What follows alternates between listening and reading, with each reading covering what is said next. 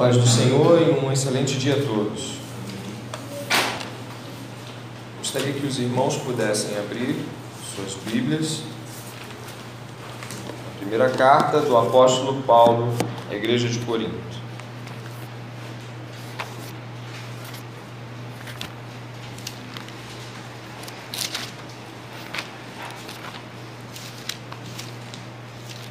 Capítulo 11, verso 17.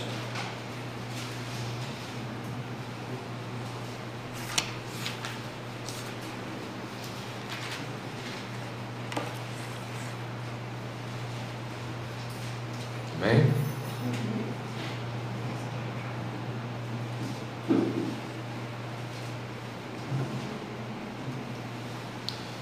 Diz assim a palavra do Senhor: mas nisto que agora prescrevo, não posso elogiá-los, porque vocês se reúnem não para melhor, e sim para pior.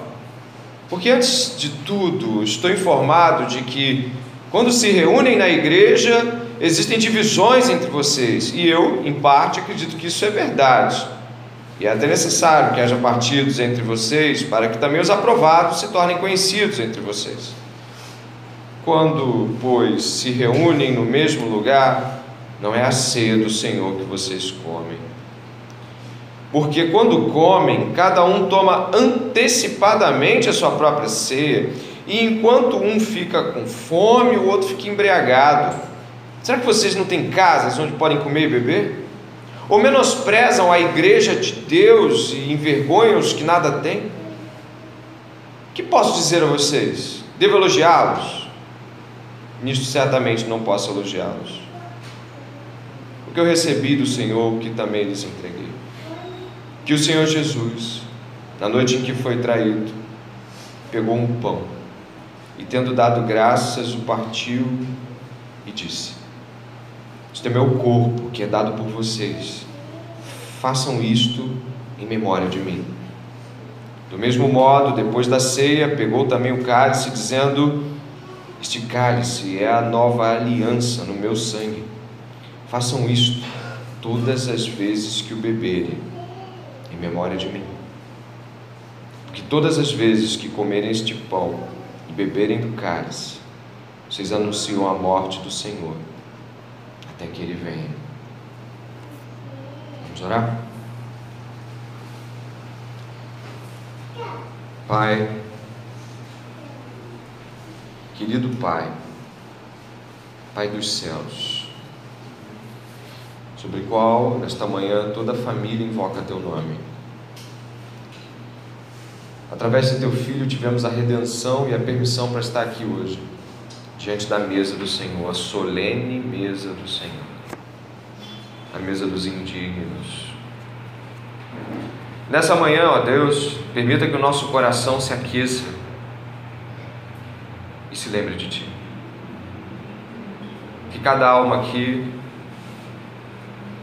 possa perceber a grandeza que é estar diante da mesa do Senhor. Obrigado, ó Deus. Obrigado pelo sacrifício de Jesus. Que o Espírito Santo preencha os nossos corações com alegria, esperança, como a irmã orou, contrição e arrependimento. Em nome de Jesus. Amém. Nessa manhã, mesa do Senhor é algo que a gente está acostumado uma vez por mês, mas nessa manhã, a manhã da ressurreição, a manhã de domingo, eu gostaria que você dedicasse um esforço maior na compreensão desse momento.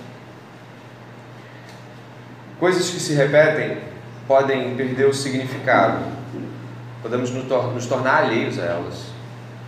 Está diante do pão, eu peço que você olhe, diante do cálice, representando o corpo e o sangue do nosso Senhor, precisa ser algo sempre solene, sempre profundo. Eu gostaria de, nessa manhã, poder refletir com os irmãos sobre esse momento, e eu gostaria de, com isso, talvez antes buscar uma reflexão paralela. Os irmãos sabem que eu tenho buscado, como pastor, ler livros que possam ampliar ou me fazer perceber melhor algumas das grandezas de Deus, homens e mulheres de Deus que caminharam com Deus ao longo de toda a história da igreja, e antes mesmo da igreja, o Israel de Deus, tiveram oportunidades de refletir e pensar profundamente sobre as coisas que hoje nós estamos vendo aqui, sobre esse mistério revelado a nós.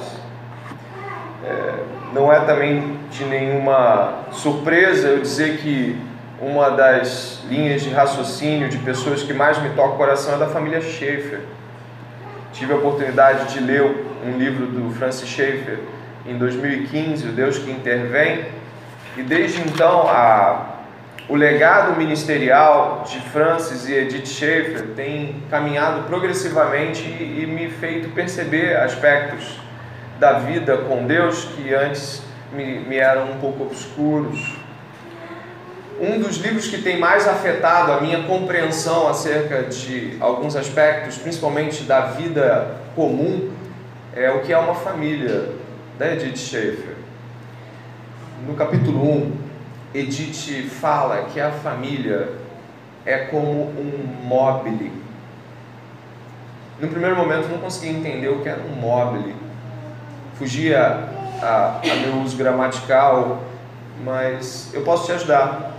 Um mobile é aquela pecinha com vários penduricalhos que às vezes você encontra, por exemplo, em cima de um berço, onde o bebê fica admirando aquelas coisas em movimento, sabe? É um patinho, é um avião, é um ursinho. Você já deve ter visto isso. Eles ficam, cada um na sua posição, embora sejam móveis. E daí o nome mobile. Você também já deve ter visto um mobile num varandão de casa, talvez, feito de tubinhos que quando o vento bate se encostam e fazem aqueles barulhos assim que só aquelas coisas têm.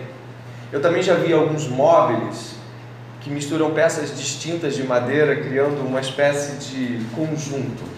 Eu já vi móveis de planetinhas.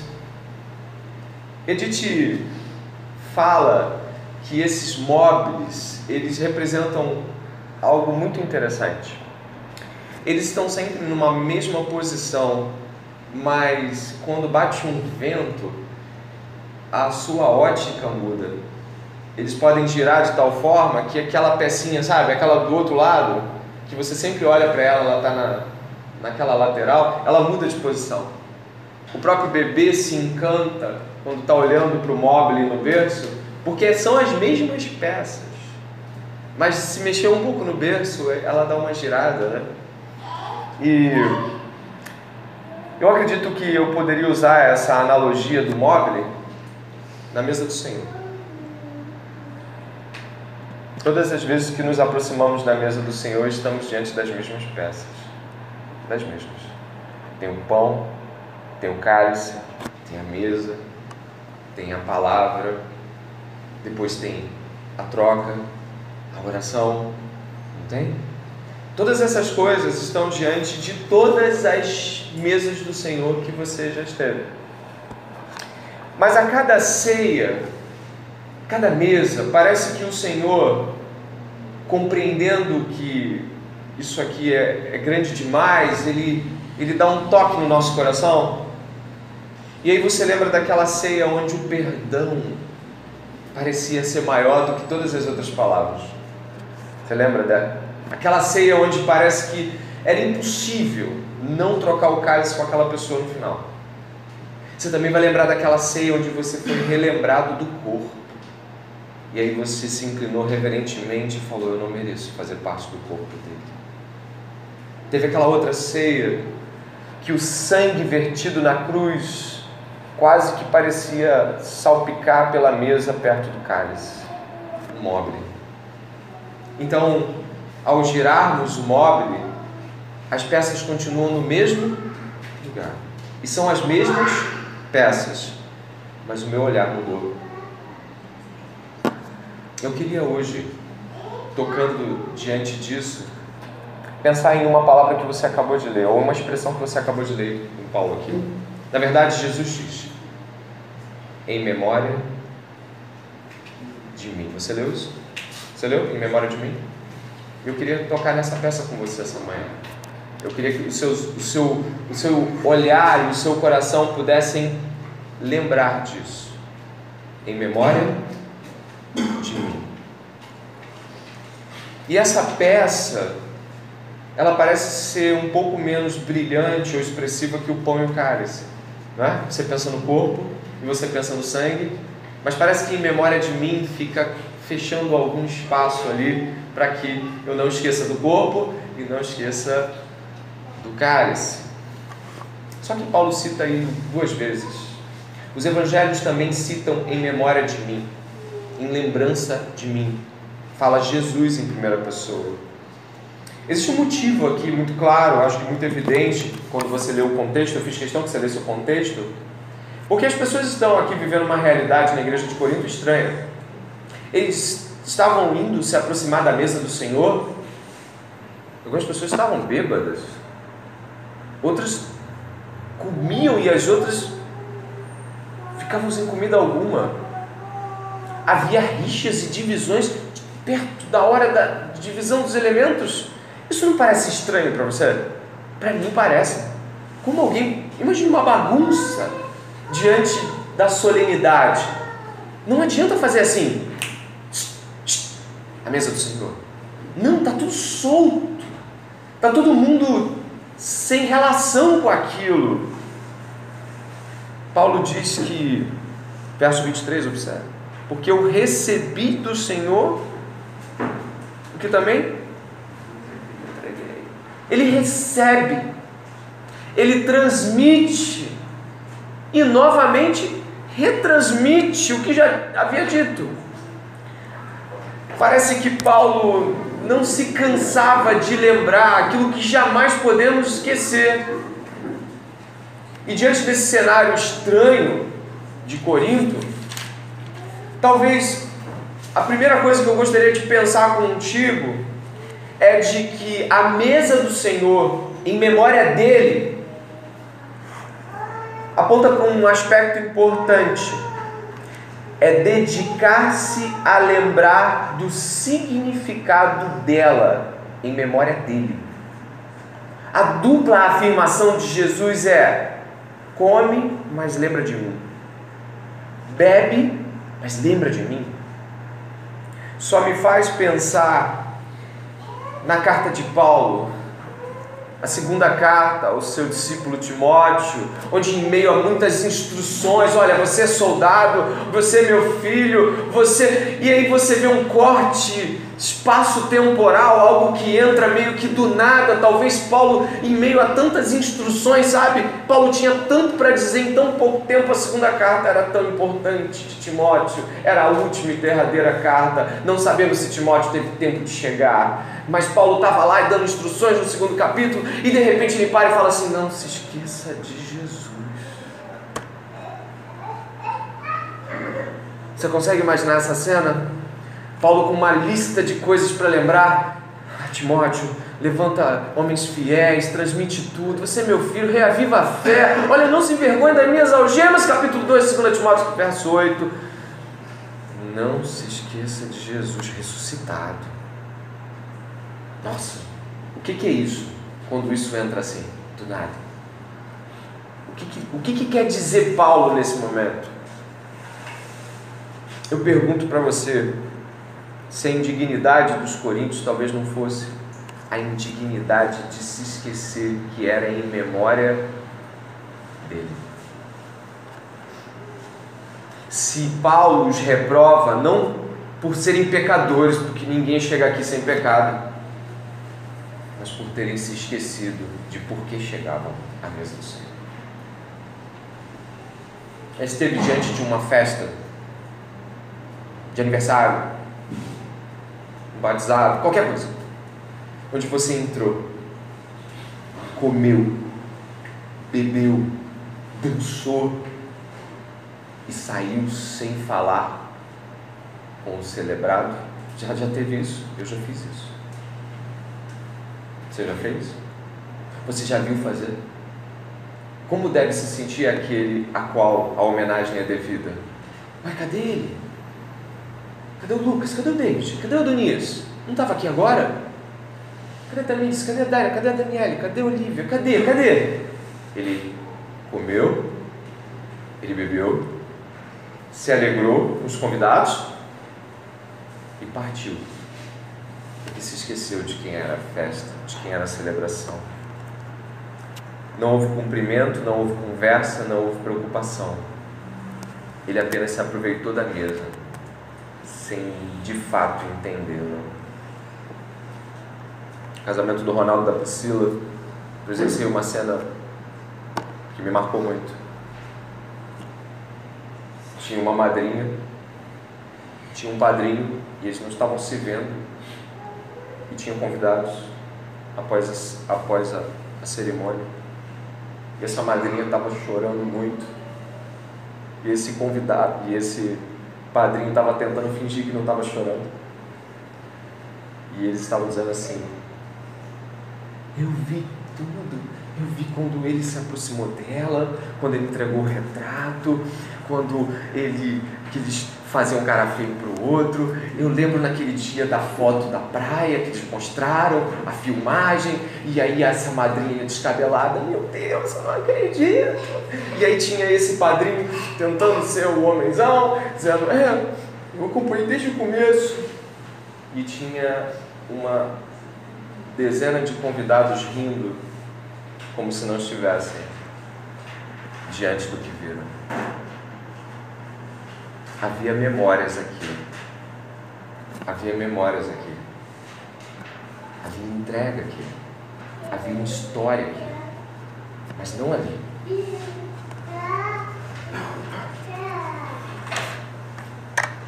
Quando Jesus diz: lembra de mim? Ele vai dizer: lembra do que eu fiz. Você acompanhou a minha história. Você sabe como Zaqueu subiu na árvore, como eu levantei aquela apedrejada, ou quase apedrejada, como eu conversei com a mulher do poço. Você se lembra daquele dia na faculdade? Quando você me chamou, eu estava lá. Você lembra disso junto com a cruz. Você lembra disso junto com aquele dia em que você não queria ir para a igreja. Eu disse: vai, e a pregação foi para você, porque eu já tinha preparado. Você se lembra de mim, em memória de mim, da pessoa Jesus, da história de Jesus com todo mundo e da sua história com Jesus. Quando estiver diante dessa mesa, lembre-se de Jesus. Cuidado com os convidados, cuidado com a comida. Você pode acabar se esquecendo de Jesus.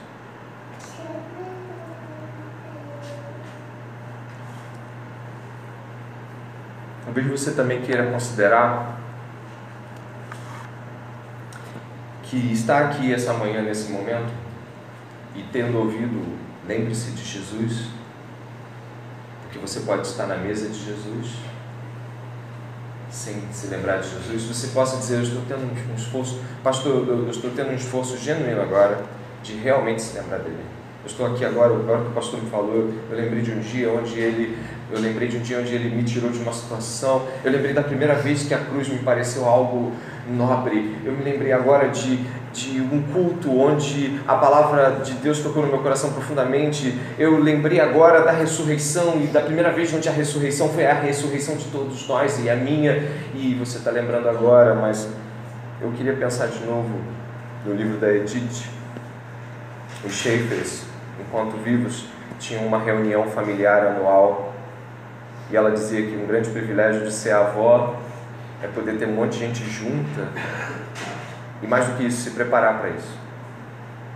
Edith então disse que desde pequeno acostumou os filhos a essa reunião anual dos Schaeffers, onde ela pegava o calendário, marcava a data e colocava do lado dos móveis da casa de cada filho.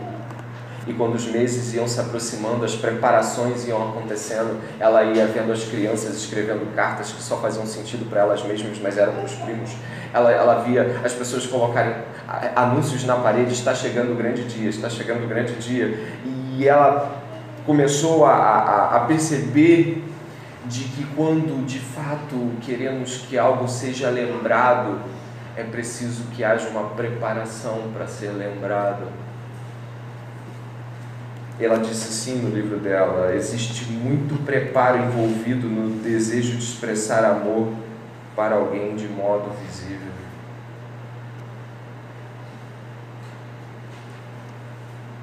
Não se aproxime da mesa do Senhor se não deseja se aproximar e se preparar dela. Jesus preparou a ceia. Ele escolheu o cenáculo. Ele lavou os pés das pessoas. Ele preparou os pães, quebrou, deu o cálice.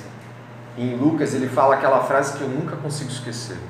Ele diz assim: tenho desejado ansiosamente comer esta Páscoa com vocês antes do meu sofrimento.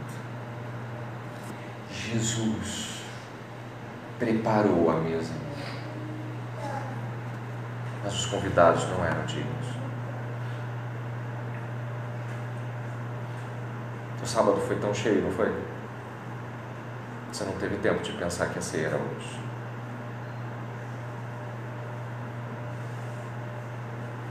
Quanto tempo você pensou esta semana que estaria se aproximando da mesa do Senhor?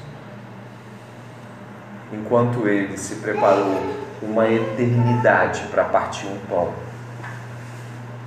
não somos capazes de fazer silêncio antes do culto para tentar mover a mente para ele. É durante o preparo do meu coração que cada memória se aquece, que cada cena e história sobre ele e com ele voltam a ter cores. É quando você se prepara para dizer tudo que vai dizer. As memórias não são atos de improviso diante da mesa que encena a ceia do Senhor. O script precisa ser gravado, ensaiado, encenado. Que palavras tu esperava dizer para ele hoje? Ou tudo vai ser um grande improviso?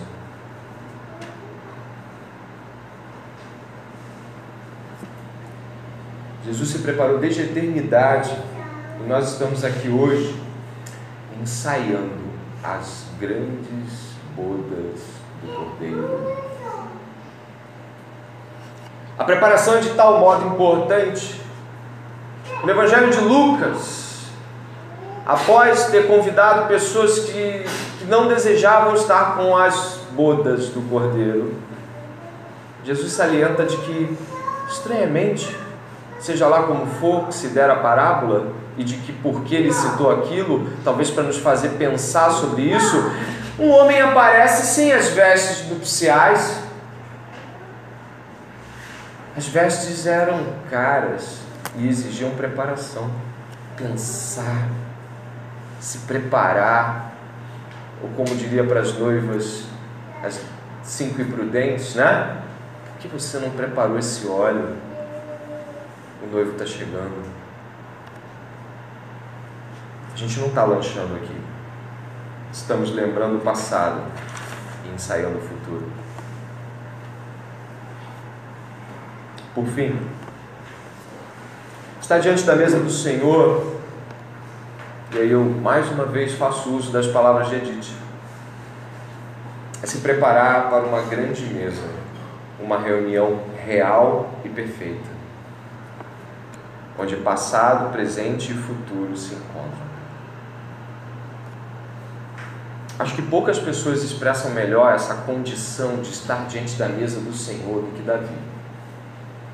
No seu salmo mais conhecido, ele fala da mesa. Mas incrivelmente ele consegue conjugar presente passado e futuro em um salmo só. Ele consegue pensar em quem Deus é, o que Ele está fazendo, o que Ele fez, o que Ele fará e como Ele deseja. Ele fala assim: o Senhor é meu pastor, nada me faltará. Ele me faz deitar em verdes pastos, guia-me mansamente a águas tranquilas, refrigera minha alma.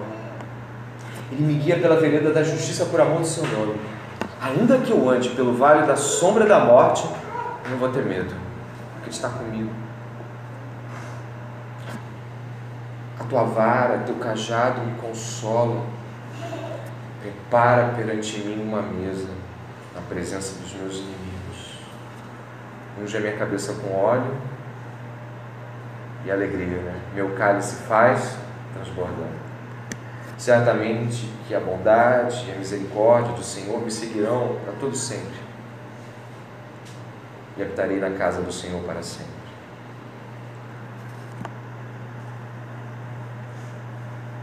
Diante dessa mesa, traga suas memórias dele. Diante dessa mesa, lembre-se de Jesus, crucificado nas mãos de Pôncio Pilatos, ressuscitado ao terceiro dia, que assenta nos céus, e de que todas as vezes que nos aproximamos dessa mesa, lembramos quem Jesus é para nós, quem Jesus é para todos, e o que Ele será para nós lá na frente, anunciando a morte do Senhor, até que Ele venha. Ele nos guia, nos salva e nos espera. Eu pergunto essa manhã: você se preparou para essa mesa? Você está com as roupas adequadas? E aí eu não digo vestimento, mas a própria preparação que exige a santidade, a santificação, o pensamento sobre esta mesa? Ou ela simplesmente, opa, lembrei, é uma ceia. Quando é a ceia? Hoje é ceia? São perguntas de quem não se prepara. São perguntas de quem chega, come e sai e não se prepara para falar com o convidado. Que nessa manhã, eu e você, comecemos a nos preparar para essa mesa que aponta para aquela, e não sejamos tolos de acreditar que aqueles que ignoram esta mesa vão comer naquela.